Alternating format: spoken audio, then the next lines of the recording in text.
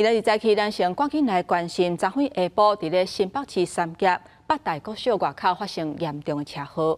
事当时，这个驶车78岁姓严的驾驶，而且车是驶真紧，毋但冲红灯，阁弄到过路人甲学生。有学生当场全呢无喘气、无心跳，送病院要是救无倒来。目前警方初步调查，这个驾驶并无食酒驶车，不过详细原因是还阁来调查。目前最新的统计，伤亡的人数包括驾驶在内，拢总造成3个人死亡，12个人轻重伤。来土城病院看车祸受伤的人，并且向家属致意。总统赖清德区内握家属的双手，安大人的情绪。行政院长杜英泰也去三甲文殊宫病院了解受伤的人的情形。要怎么协助家属？高龄患者没有问题吗？尾下杜英泰国去邦桥的阿东病院，甲新北市长郝友宜决定看受伤的人。伊讲对行路人伫咧路的安全，有关爱加强加检讨，莫个发生不幸。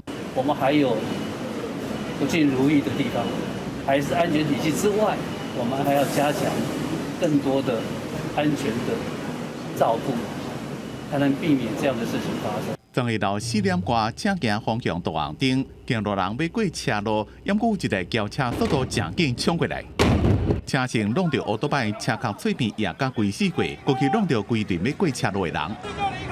救护车一台线一台，甲受伤的人送病院，现场正混乱，有封锁线。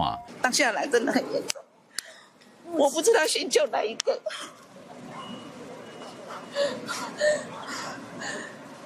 怎么会发生这种事情？警方初步调查，驶车的是78岁姓吴的驾驶，无啉酒，车驶到新北市三甲区的北大国小附近，速度正紧，撞红灯去弄到过车路的人，包括驾驶15个人死伤。他是直接没有任何减速，一路冲到往前走，也是国城街嘛，就是一路冲到复兴路的安全岛停。那学生的部分轻重伤都有。姓吴的驾驶气肺心剥来破，抑我伫咧家护病房观察。如果受牵连的行路人加骑乌多摆的人，有4个人到病院进前，心肺功能就停止。其中一位身份抑过查40几岁女性，抑过2个10几岁女学生死亡。我们现在一个家庭就一个专案，去面对关怀的机制。车祸原因也过了解，因过也互大家注意到司大人换驾照的问题，而且这件代志也造成囡仔心中的阴影。自今仔日开始，学校甲新北市政府会启动各项辅导甲支援，陪伴家庭度过这段困难的时期。公司新闻综合报道。